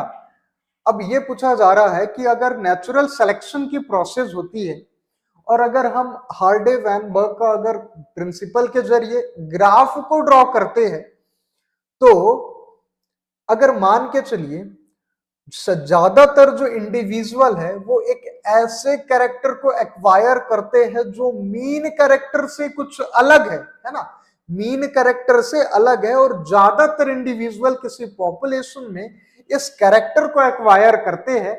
अब ये कैरेक्टर कौन सा हो सकता है? तो याद करिए, मैंने एग्जांपल में बताया था कि अगर किसी बेबी का फॉर्मेशन हो रहा है ना, मतलब कि चाइल्ड का फॉर्मेशन हो रहा है और साथ में इसका बर्थ हो रही है, चाइल्ड बर्थ हो रही है, जिसमें वेट किसी ऐसे चाइल्ड है, ऐसी पॉपुलेशन को रिप्रेजेंट कर रहा है जिसमें ज्यादा वेट हो, डेवलप्ड चाइल्ड का, जिसकी अभी पार्चुरेशन के जरिए डिलीवरी हुई है।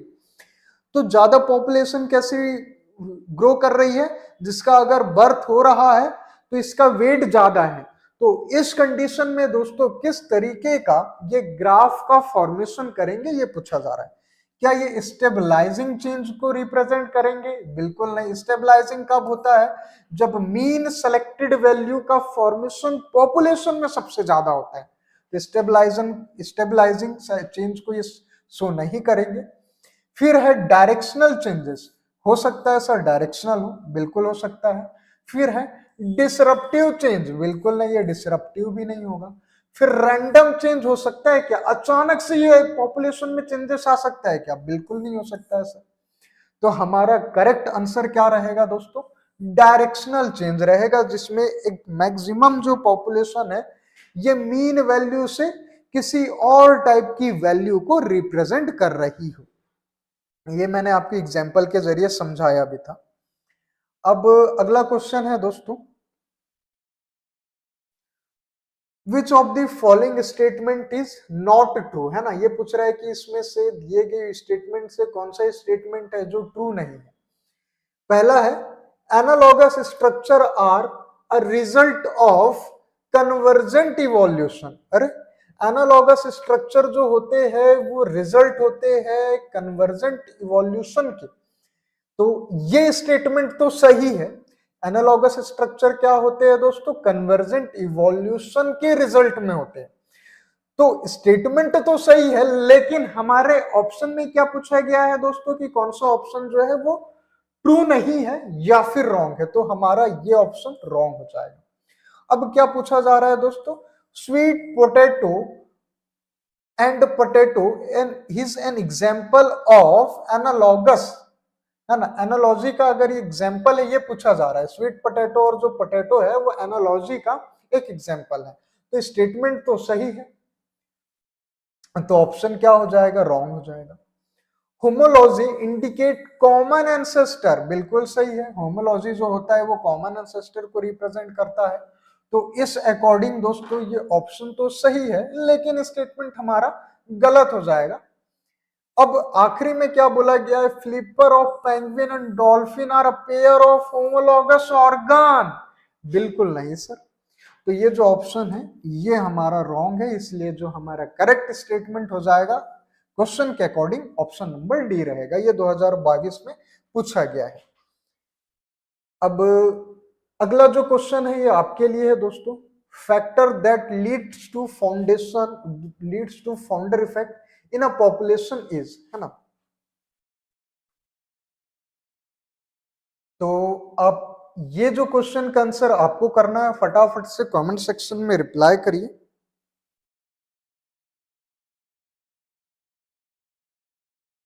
फटाफट से कमेंट सेक्शन में रिप्लाई करिए साथियों।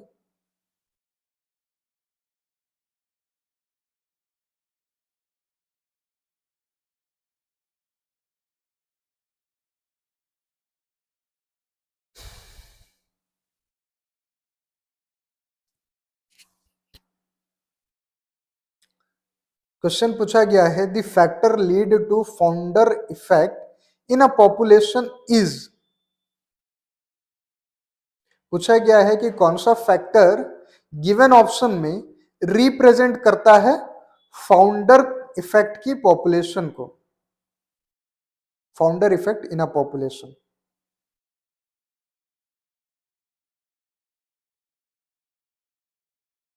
तो जैसे कि ऑप्शन दिया गया है दोस्तों, फाउंडर इफेक्ट क्या म्यूटेशन को कारण रिप्रेजेंट होता है? बिल्कुल नहीं दोस्तों।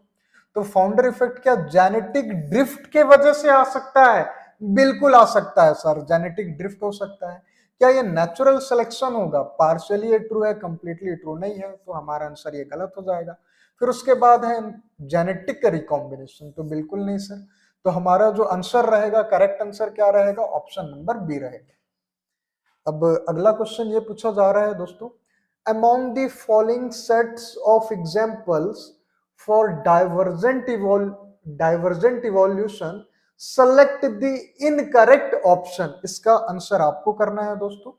फटाफट से रिप्लाई करिए कमेंट सेक्शन में, ताकि मैं समझ सकूं कि आप पढ़ाई कर रहे हैं, क्लास में आप बैठे हैं तो एक्टिव होकर के बैठे, है ना। देखिए कभी भी हम पढ़ा रहे हैं तो ये जो इंटरेक्शन होता है हमारा दोस्तों बाई डायरेक्शनल है। अगर मैं मान के चलिए मैं ही पढ़ाता जाऊं और आप अगर ध्यान ना दें, अगर आप कमेंट सेक्शन में रिप्लाई भी ना करें तो हमें कैसे पता चलेगा कि आप पढ़ाई कर रहे हैं, है ना। तो एक्टिव होकर के बैठिए, है ना, और फटाफट से ये क्वेश्चन का आप आंसर करिए। गलत भी हो तब भी चल जाएगा, लेकिन आपको एक्टिव होकर के क्लासरूम में बैठना है। तो फटाफट से इस क्वेश्चन का आंसर करिए।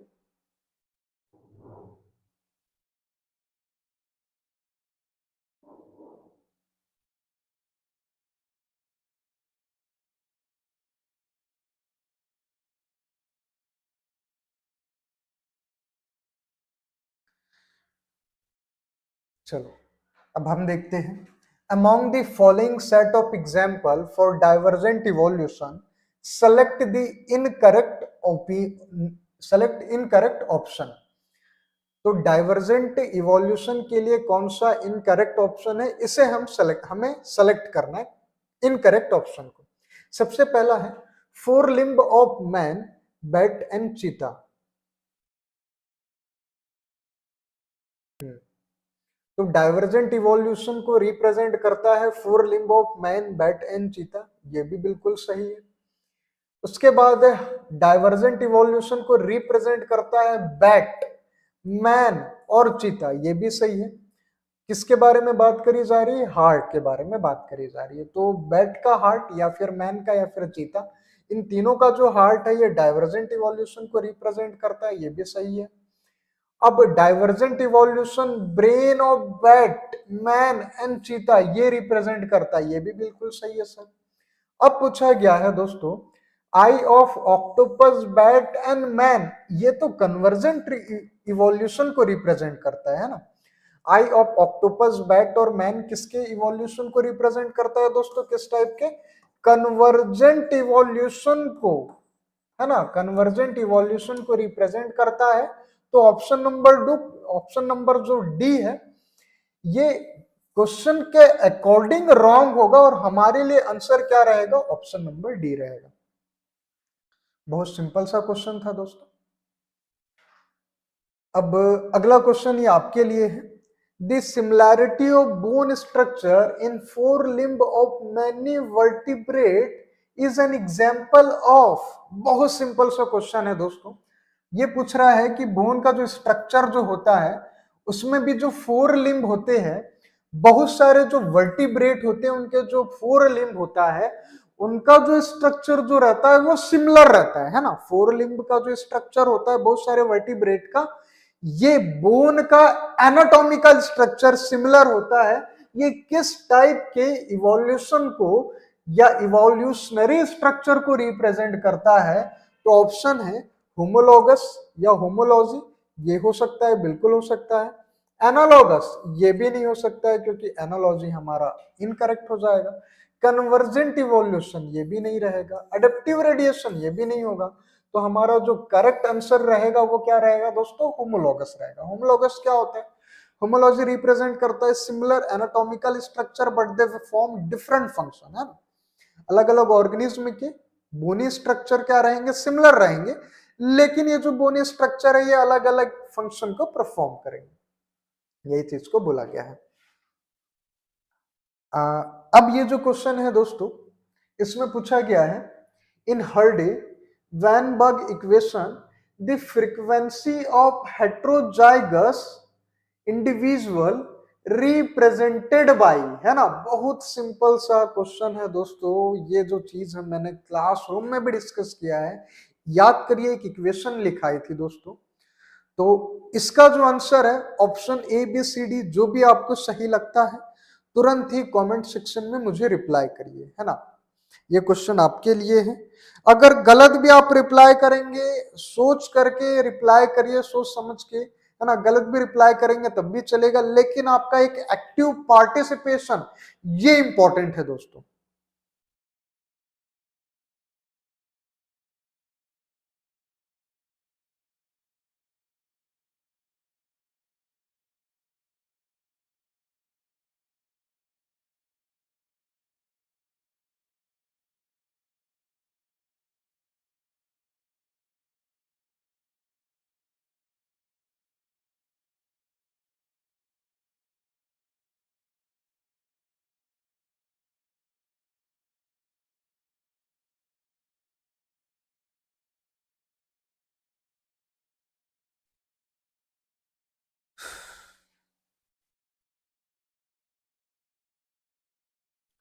तो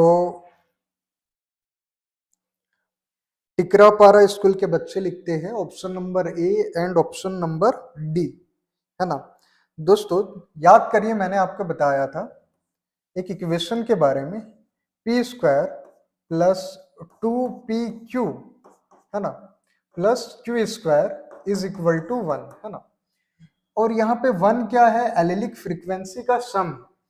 ये रिप्रेजेंट करता है दोस्तों डोमिनेंट टाइप के जो ट्रेट होते हैं, ये सारी चीजें होमोजाइगस फॉर्म में। किस फॉर्म में दोस्तों? होमोजाइगस डोमिनेंट टाइप के जो फॉर्म ऑफ ट्रेट होते हैं उसको रिप्रेजेंट करता है। ये रिप्रेजेंट करता है दोस्तों हेटेरोजाइगस फॉर्म को। किसको रिप्रेजेंट करता है दोस्तों? ये हेटेरोजाइगस को रिप्रेजेंट करता है। और ये क्यू क्या रिप्रेजेंट करता है? ये भी होमोजाइगस लेकिन रिसेसिव, जो कम अमाउंट में प्रेजेंट रहते हैं, ऐसे एलिलिक फ्रीक्वेंसी को रिप्रेजेंट करता है।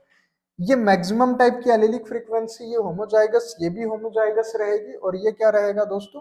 हेटेरोजाइगस फॉर्म में एलिलिक फ्रीक्वेंसी प्रेजेंट रहेगी, उसको रिप्रेजेंट करेगा। इस सभी का सम क्या रहेगा? ये 1 रहेगा दोस्तों। इसी चीज को क्वेश्चन में पूछा गया है, in Hardy Weinberg equation the frequency of heterozygous individual is represented by, है ना। हेटेरोजाइगस इंडिविजुअल की फ्रीक्वेंसी को रिप्रेजेंट किससे किया जा सकता है? पी स्क्वायर, बिल्कुल गलत। 2pq, बिल्कुल सही। pq ये भी नहीं होगा, क्यू स्क्वायर ये भी नहीं होगा। तो हमारा करेक्ट आंसर क्या रहेगा? ऑप्शन नंबर बी रहेगा। अब लास्ट क्वेश्चन ये है दोस्तों, लास्ट क्वेश्चन का आंसर आपको करना है और इसके लिए हम देते हैं आपको पूरे 30 सेकंड का टाइम। सोच लीजिए, समझ लीजिए, बहुत ही आसान सा क्वेश्चन है। फटाफट से कमेंट सेक्शन में रिप्लाई करिए, है ना। फिर ये इसके बाद हम एक न्यू चैप्टर के बारे में चर्चा करेंगे।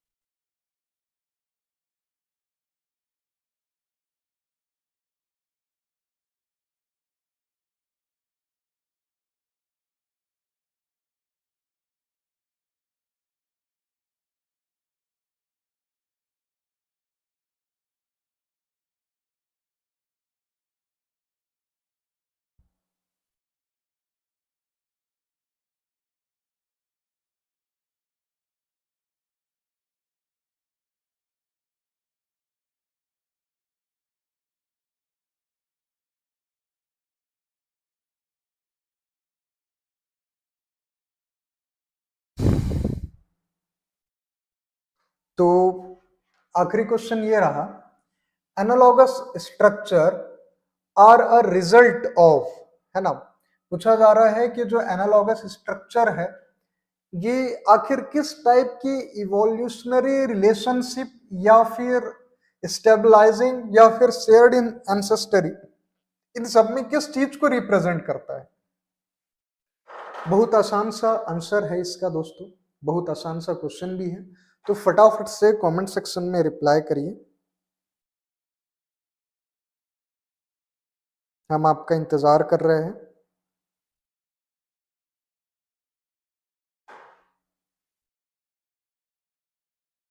चलिए, कोई रिप्लाई नहीं आ रहा है, इसका मतलब ये है आप टेंशन से नहीं बैठ रहे हैं क्लासरूम में।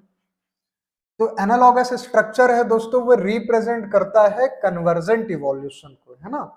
एनालॉगस स्ट्रक्चर किस टाइप की इवोल्यूशनरी रिलेशनशिप को रिप्रेजेंट करता है? कन्वर्जेंट इवोल्यूशन को रिप्रेजेंट करता है। तो दोस्तों ये चैप्टर मेरे बिहाफ में तो कंप्लीट होता है। अब आप लोग को क्या करना है दोस्तों, मान के चलिए आपका कोई भी लेक्चर अगर मिस हो गया है ना, तो आपको क्या करना है? प्रीवियस लेक्चर्स को देखना है। क्या करना है साथियों? प्रीवियस लेक्चर्स को देखना है। टाइम टू टाइम आपको क्लास में बने रहना है ताकि कोई भी छोटा सा भी कंसेप्ट आपको मिस ना हो। दूसरी चीज आप ये नोटिस कर रहे होंगे, जो भी चीज हम पढ़ा रहे हैं, है ना, और जो हम क्वेश्चन सॉल्व करवा रहे हैं, जो क्वेश्चन हम सॉल्व करवा रहे हैं नीट के एग्जाम वाले, वो डायरेक्टली हमारे पढ़ाए गए नोट्स से आ रहे हैं। तो देखिए, एक क्वालिटी एजुकेशन देने की जिम्मेदारी मेरी है, ये मेरी रिस्पॉन्सिबिलिटी है। लेकिन एक रिस्पॉन्सिबिलिटी आपकी है, वो क्या सर? ये रिस्पॉन्सिबिलिटी आपकी है कि आप टाइम टू टाइम लेक्चर्स को अटेंड करेंगे, साथ में पूरे अटेंशन से बैठेंगे, है ना भाई? देखिए, अगर आप कोई, मैं बोलूं या फिर कोई भी फैकल्टी आपको बोल रहा है कि कमेंट सेक्शन में आपको रिप्लाई करना है, इसका मतलब ये है कि आपको आपके भलाई के लिए कमेंट सेक्शन में चीजों को रिप्लाई करना है। खैर, आपकी इच्छा। अब हम एक न्यू चैप्टर को पढ़ने का प्रयास करते हैं। तो एक न्यू चैप्टर हम स्टार्ट करने वाले हैं दोस्तों।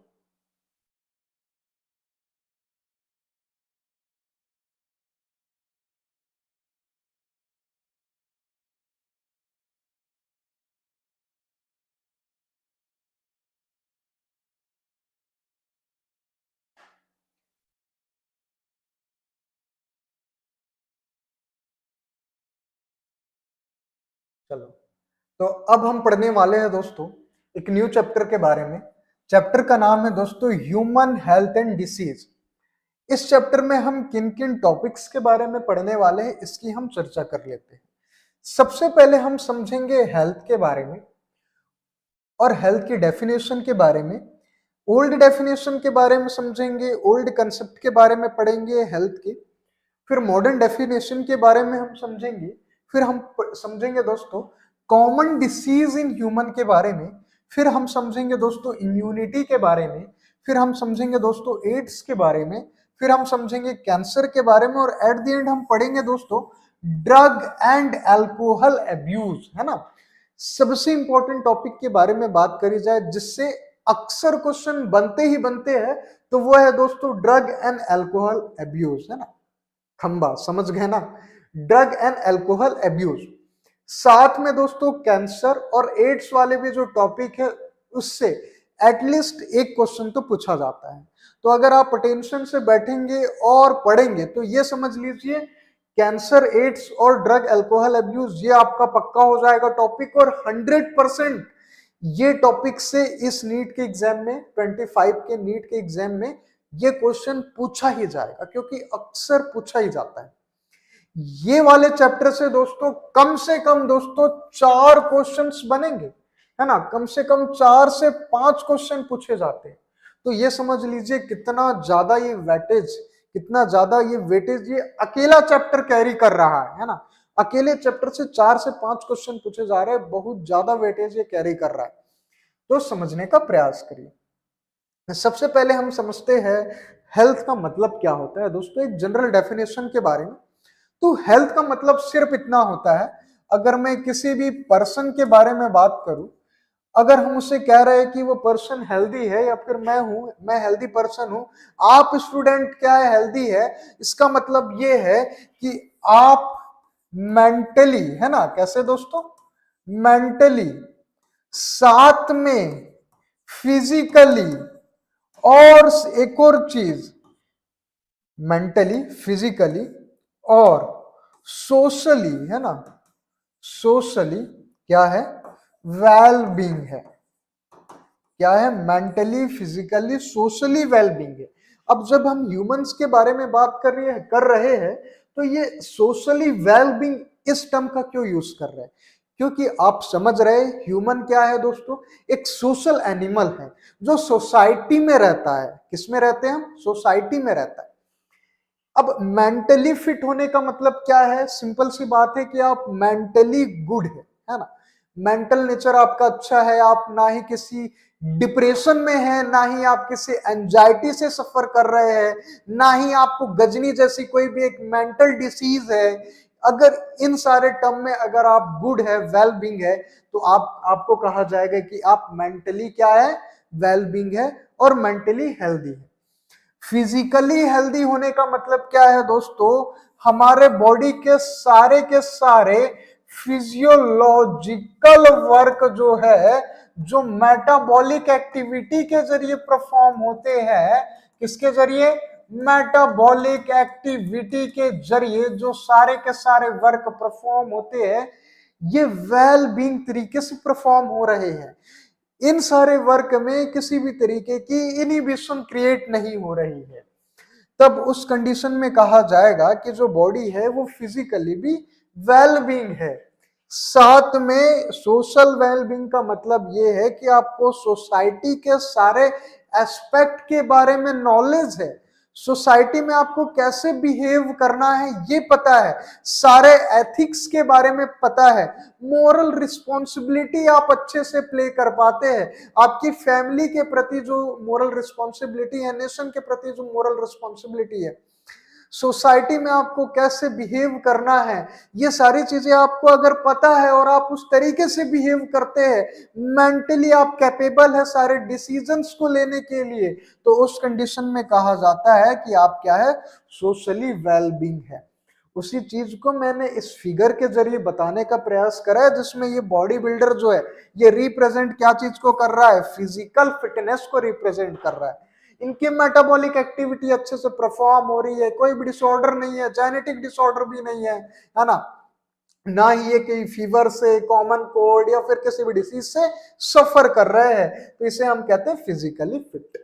साथ में मेंटल फिटनेस को भी रिप्रेजेंट किया गया, जिसमें ब्रेन के स्ट्रक्चर को और साथ में एक डंबल अम्बल को रिप्रेजेंट किया गया। ये क्या कर रहा है, ब्रेन क्या कर रहा है, वेट लिफ्टिंग कर रहा है, एक्चुअल में रियल लाइफ में नहीं कर रहा है भैया ना, कोई स्पीसीज नहीं है।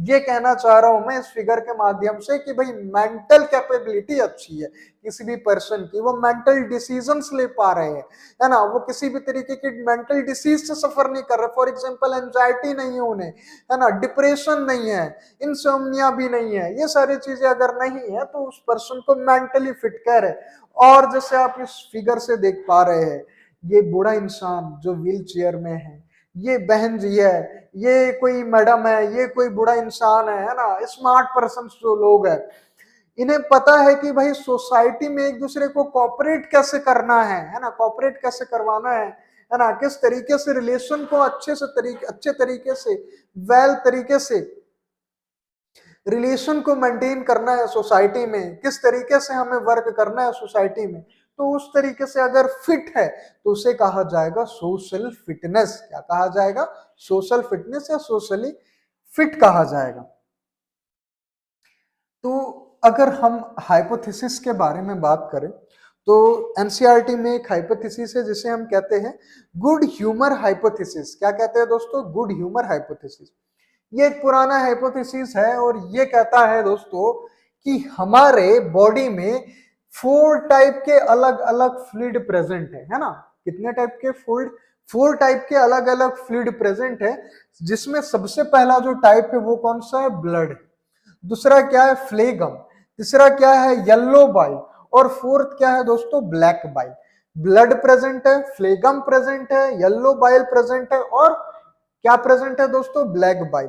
अगर किसी भी पर्सन के बॉडी में ये 4 टाइप के बॉडी फ्लूइड का बैलेंस रहे, और ये दूसरी चीज क्या बोल रहा हूं, बैलेंस भी रहे, मैंने कहा ये 4 टाइप के जो बॉडी के फ्लूइड है ये किसी भी पर्सन के बॉडी में बैलेंस फॉर्म में अगर प्रेजेंट है, और इनका जो कंसंट्रेशन है या फिर इनका जो अमाउंट है किसी भी बॉडी में, ये किस फॉर्म में, ये सफिशिएंट अमाउंट में प्रेजेंट है। किस फॉर्म में, सफिशिएंट अमाउंट में अगर ये प्रेजेंट है तो उस कंडीशन में किसी भी पर्सन को क्या कहा जाएगा, हेल्दी कहा जाएगा। लेकिन ये क्या है, ओल्ड डेफिनेशन है, ओल्ड डेटेड है ना, आज के समय में ये डेफिनेशन को नहीं समझा जाता, ये कंसिडर नहीं किया जाता इस डेफिनेशन को। ये हेल्दी होने की एक ओल्ड डेफिनेशन है। इसी चीज को मैंने लिखा है, health is maintained when this fluid are balanced and while an imbalance cause illness, है ना। तो अगर ये 4 टाइप के फ्लूइड अगर किसी भी पर्सन में इम्बैलेंस फॉर्म में है या फिर इनकी जो डेफिशिएंसी अगर कॉज हो रही है तो ये क्या कॉज करेगा, डिसीज या फिर इलनेस को कॉज करेगा। This ancient theory by Hippocrates is now outdated. तो ये थ्योरी किसने दी थी, हिपोक्रेट्स ने दी थी, और ये जो थ्योरी है आज के समय में आउटडेटेड है, ये ओल्ड कंसेप्ट है हेल्थ को डिस्क्राइब करने का। तो आज के समय हम इस थियरी को कंसिडर नहीं करते हैं। तो बात आती है आज के समय में हम किस थियरी को कंसिडर करते हैं और हेल्थ की एक प्रॉपर डेफिनेशन क्या है सर? तो आज के समय दोस्तों हम कंसीडर करते हैं मॉडर्न कंसेप्ट ऑफ हेल्थ, है ना। और ये जो थियरी है मॉडर्न कंसेप्ट ऑफ हेल्थ, ये थियरी किसने प्रपोज करी थी? और एक्सपेरिमेंटली वेरीफाइड कंसेप्ट है ना। ये क्या है? एक्सपेरिमेंटली वेरीफाइड कंसेप्ट भी है, थियरी भी है। और ये जो थियरी है ये एक्सपेरिमेंटली वेरीफाइड है। किसके जरिए ये प्रपोज करी गई थी? तो विलियम हार्वे जी, है ना। विलियम हार्वे जी के जरिए ये थियरी प्रपोज करी गई थी जो एक्सपेरिमेंटली वेरीफाइड है। और ये क्या कहता है? ये क्या कहती है थियरी? तो ये कहती है दोस्तों, ये थियरी कहती है ब्लड के सर्कुलेशन के बारे में, है ना। क्या कहती है दोस्तों ये थियरी? ब्लड के सर्कुलेशन के बारे में कहती है। अब मान के चलिए कोई भी अगर एक पर्सन है जिनकी बॉडी में जो हार्ट है वो प्रॉपर तरीके से ब्लड की पंपिंग कर रहा है और प्रॉपर तरीके से blood as well as body का जो फ्लूइड है ना, बॉडी का जो भी फ्लूइड है दोस्तों, बॉडी फ्लूइड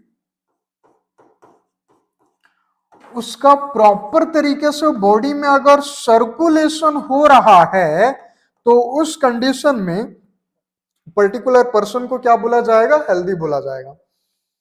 तो विलियम हार्वे जी ने क्या थ्योरी प्रपोज करी थी? ब्लड सर्कुलेशन के बेस्ड थ्योरी प्रपोज करी थी। और उनका कहना था कि कोई भी पर्सन हेल्दी कब होगा? जब उनका जो हार्ट है वो प्रॉपर तरीके से blood as well as body fluid को पंप करे। और ये जो बॉडी फ्लूइड है ये कंप्लीट बॉडी में प्रॉपर तरीके से सर्कुलेशन अगर हो रहा है ना, इसका क्या हो रहा है दोस्तों? प्रॉपर तरीके से बॉडी फ्लूइड का सर्कुलेशन हो रहा है बॉडी में, और सर्कुलेशन में किसी भी तरीके का डिस्टरबेंस क्रिएट नहीं है, तो उस कंडीशन में कहा जाएगा दोस्तों, इसे क्या कहा जाएगा? उस पर्सन को हेल्दी कहा जाएगा। उसी चीज को मैंने यहां पे लिखा है, William Harvey viewed health as the proper functioning of circulatory system, है ना। तो विलियम हार्वे जी ने सर्कुलेटरी सिस्टम की स्टडी करी और उन्होंने कहा कि कोई भी पर्सन हेल्दी कब होगा? जब उनके बॉडी में सर्कुलेटरी सिस्टम प्रॉपर तरीके से वर्क करेगा। The heart pump blood efficiently throughout the body, और उन्होंने इस चीज में फोकस किया कि importance of blood circulation in maintaining overall health. तो उन्होंने किस चीज में रिले किया और किस चीज में फोकस किया? उनका कहना था कि अगर बॉडी में ब्लड का circulation as well as body के फ्लूइड का सर्कुलेशन अच्छी तरीके से हो रहा है और हार्ट बॉडी के फ्लूइड को स्पेशली ब्लड को अच्छी तरीके से पंप कर रहा है, तो उस कंडीशन में किसी भी पर्सन को क्या कहा जाएगा? हेल्दी कहा जाएगा। ये मॉडर्न कंसेप्ट है। कौन प्रपोज किया था इसे? विलियम हार्वे जी ने प्रपोज किया था। अब बात आती है कि अगर हमने समझ लिया है कि हेल्थ का मतलब क्या है, हेल्थ का मतलब है कि प्रॉपर सर्कुलेशन होना। नॉर्मल टर्म में अगर मैं बात करूं, मेंटली, फिजिकली और सोशली वेलबींग, साथ में दोस्तों एक और चीज है, स्पिरिचुअली भी वेलबींग, है ना। स्पिरिचुअली भी वेलबींग अगर कोई पर्सन है, WHO के अकॉर्डिंग अगर स्पिरिचुअली भी कोई पर्सन अगर वेलबींग है, तो ये सारे चीजों को अगर कोई पर्सन फॉलो कर रहा है, सारी चीजें फॉलो होती है किसी पर्सन के बॉडी में, तो उसे क्या कहा जाएगा? हेल्दी कहा जाएगा। तो उम्मीद है आपको चीजें समझ में आ रही है। अगर आपको छोटा सा भी डाउट होता है, कोई चीजें आपको समझ में नहीं आ रही है, तो आप तुरंत ही हमें कमेंट सेक्शन में रिप्लाई करिए ताकि मैं आपकी दुविधा का समाधान जल्द ही कर सकूं।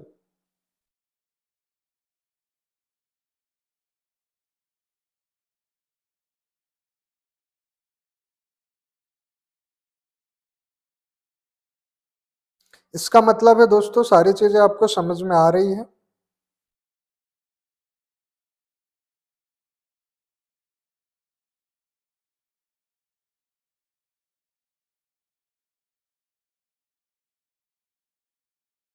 तो आगे की चीजों को समझने का प्रयास करते हैं, क्योंकि चीजें आपको समझ में आ रही है तो आगे की चीजें समझते हैं। अब बात आती है कि जो हेल्थ है किन किन फैक्टर्स के जरिए अफेक्ट हो सकती है। तो हेल्थ जो होती है दोस्तों बेसिकली 3 अलग अलग फैक्टर के जरिए अफेक्ट हो सकती है और इलनेस कॉज हो सकती है। सबसे पहला जो फैक्टर है वो कौन सा है दोस्तों? Genetic disorder. अब जेनेटिक डिसऑर्डर क्या होता है? ये जो डिसऑर्डर होता है, ये इसका जो जीन है ये किस में प्रेजेंट रहेगा? ये प्रेजेंट रहता है दोस्तों डीएनए में।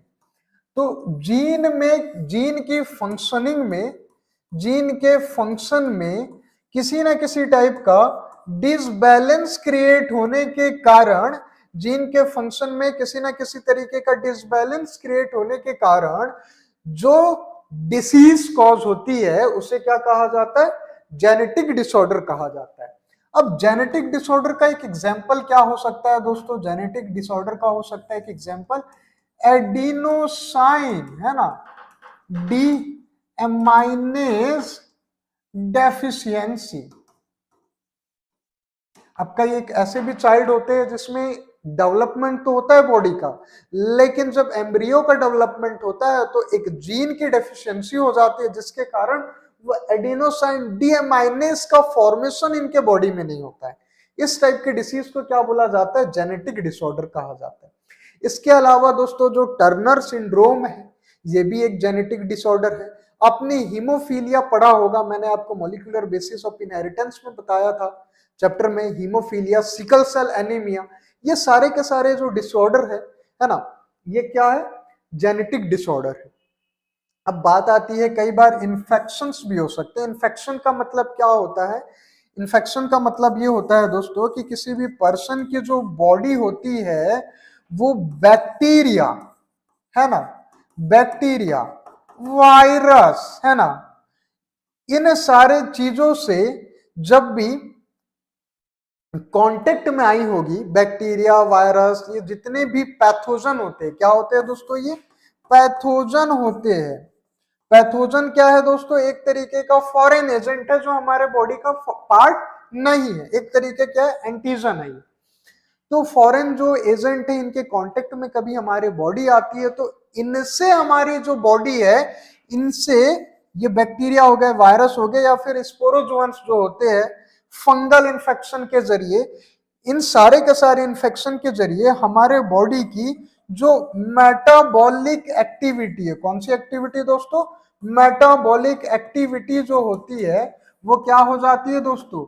डिस्टर्ब हो जाती है ना। क्या हो जाती है? मेटाबॉलिक एक्टिविटी डिस्टर्ब हो जाती है। और मान के चलिए अगर मेटाबॉलिक एक्टिविटी डिस्टर्ब हो जाती है तो उस कंडीशन में क्या कहा जाता है दोस्तों? उस कंडीशन में कहा जाता है दोस्तों इन्फेक्शन कहा जाता है।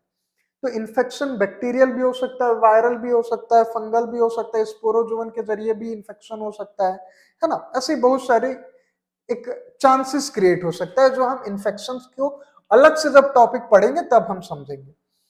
इसके अलावा क्या हो सकता है दोस्तों? बॉडी में इलनेस कॉज हो सकती है लाइफ स्टाइल के। चलिए लाइफ स्टाइल के जरिए कैसे दोस्तों? अगर मान के चलिए आप सही टाइम में सो नहीं रहे हैं, सही टाइम में आप उठ नहीं रहे, सो नहीं रहे मतलब जनरली ऐसा माना जाता है कि 10 बजे आपको किसी भी हाल में सो जाना है।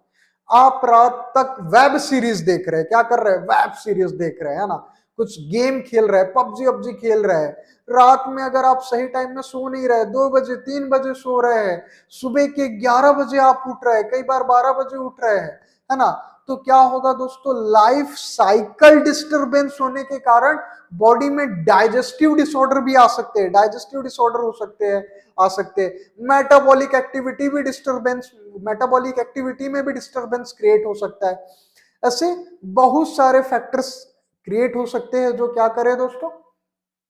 डिसीज लेकर के आए या फिर इलनेस कॉज करे। तो लाइफ स्टाइल का मतलब ये है कि भाई आप प्रॉपर ऑर्डर में टाइम टू टाइम सारे के सारे वर्क को परफॉर्म कर रहे हैं, सही टाइम में फूड इनटेक कर रहे हैं, सही टाइम में आप स्लीप ले रहे हैं, है ना, सही टाइम में आप स्पोर्ट्स भी परफॉर्म कर रहे हैं।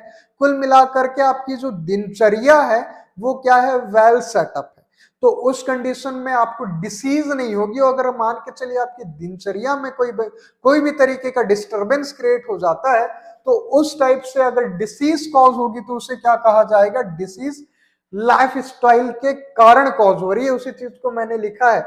Habits related to diet, exercise, sleep and substance abuse which can impact physical and mental wellbeing.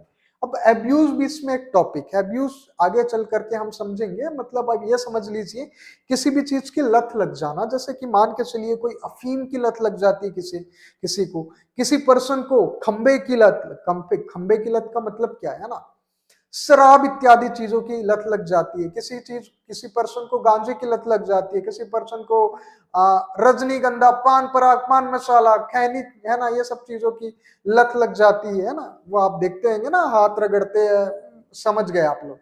तो वो सारी चीजें लाइफ स्टाइल से रिलेटेड है, और लाइफ स्टाइल में अगर कोई डिस्टरबेंस क्रिएट होता है तब भी वो क्या करता है, ये हेल्थ को इम्पैक्ट करता है।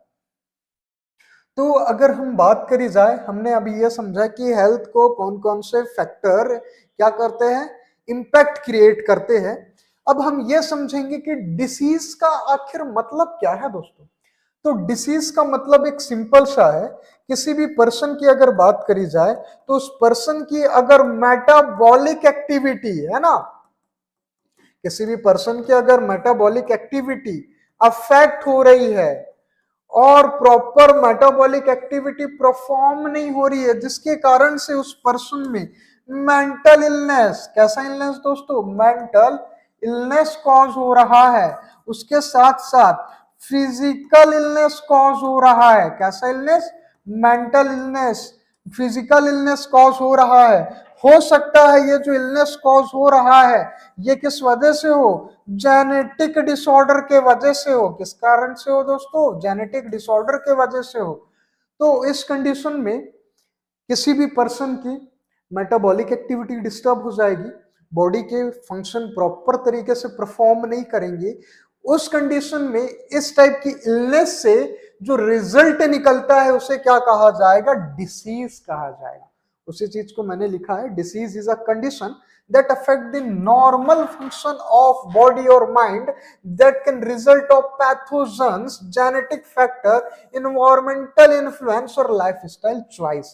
तो जो डिसीज है वो किस वजह से हो सकती है दोस्तों, इन्वायरमेंटल फैक्टर या फिर इन्वायरमेंटल इन्फ्लुएंस के वजह से हो सकता है। अचानक से मौसम में परिवर्तन आया, कल तक बरसात हो रही थी, आज अचानक से धूप पड़ जाती है, कल तक ठंड थी, अचानक से गर्मी आ जाती है ना। टेम्परेचर में डिफरेंस आ रहा है, मान के चलिए आप छत्तीसगढ़ में है ना, या मान के चलिए आप आंध्र प्रदेश में, आंध्र प्रदेश से आप अचानक से, कन्याकुमारी से अचानक से मान के चलिए आप जम्मू कश्मीर चले गए, आपकी बॉडी एडप्ट नहीं कर पाई बदलते एटमॉस्फेरिक चेंजेस में। टेम्परेचर फैक्टर एक बड़ा रीजन है। तो इन सारे कारण से क्या हो रहा है दोस्तों, मेटाबॉलिक एक्टिविटी में डिस्टर्बेंस कॉज होता है और इलनेस भी कॉज हो रहा है।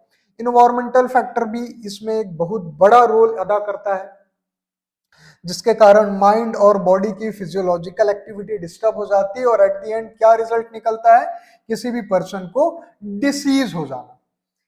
तो आज के लिए इतना ही दोस्तों। अगले लेक्चर में हम क्या पढ़ने वाले हैं, कुछ कॉमन डिसीज के बारे में हम पढ़ने वाले हैं। कॉमन डिसीज के बारे में पढ़ने वाले, जैसे कि कॉमन कोल्ड हो गया है ना, टाइफॉइड हो गया, मलेरिया हो गया, फीवर हो गया, ये सारी चीजों के बारे में पढ़ेंगे। फिर इम्यूनिटी के बारे में पढ़ेंगे, फिर उसके बाद ड्रग एल्कोहल अब्यूज, एड्स के बारे में, कैंसर के बारे में पढ़ेंगे। तो आज के लिए इतना ही। ये समझ लीजिए अगले लेक्चर में हम क्या पढ़ने वाले हैं दोस्तों।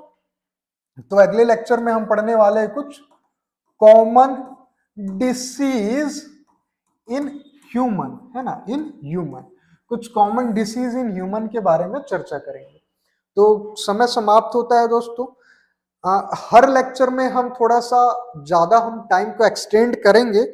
कारण ये है दोस्तों कि कारण सिर्फ इतना है कि हमारा जो सिलेबस से पीछे चल रहा है, तो आपको भी कोऑपरेट करने की आवश्यकता है, ताकि टाइम पे आपके बोर्ड की एग्जाम के पहले और साथ ही साथ नीट के एग्जाम के पहले हम आपका सिलेबस कंप्लीट कर पाए, और आपकी कोऑपरेशन की जरूरत है। तो लगातार आप जुड़ा करिए, प्रॉपर तरीके से लेक्चर्स को अटेंड किया करिए, और मान के चलिए आपको कोई भी चीजों में छोटा सा भी डाउट होता है तो आप क्या कर सकते हैं, कमेंट सेक्शन में मुझे रिप्लाई कर सकते हैं। और मैं पूरा कोशिश करूंगा, अपनी पूरी कोशिश करूंगा कि आपकी दुविधा का निवारण करूंगा। और यकीन मानिए दोस्तों, अगर मान के चलिए आप लगातार लेक्चर को अटेंड करते हैं तो ये बात की गारंटी मेरी है कि नीट का सिलेक्शन आपका निकलना ही है। तो नीट में आपका सिलेक्शन हो करके रहेगा अगर आप प्रॉपर तरीके से सिलेबस को रिवाइज करते हैं, टाइम टू टाइम लेक्चर्स को अटेंड करते हैं, नोट्स को बनाते हैं, है ना, एनसीईआरटी को अगर रीड करते हैं, और साथ ही साथ अगर आप एक मॉक टेस्ट लगाते हैं, है ना, वीकली एटलीस्ट अगर एक मॉक टेस्ट लगाते हैं, तो ये समझ लीजिए आपको नीट के एग्जाम को क्रैक करने के लिए कोई भी नहीं रोक सकता। तो सबसे बड़ी चीज क्या है, प्रॉपर तरीके से मेरे वीडियो लेक्चर्स को आप देखते रहिए। और अगर आपको कोई भी डाउट रहता है तो आप कमेंट सेक्शन में रिप्लाई कर सकते हैं। और अगर आज के लेक्चर में कोई डाउट रहेगा तो मान के चलिए आप नेक्स्ट लेक्चर में जब भी आएंगे तब मुझे कमेंट सेक्शन में रिप्लाई कर दीजिए, ताकि मैं आपकी दुविधा का निवारण कर सकूं। तो बहुत बहुत धन्यवाद दोस्तों, समय समाप्त होता है। बहुत बहुत धन्यवाद, आज के लिए इतना ही। जय जोहार।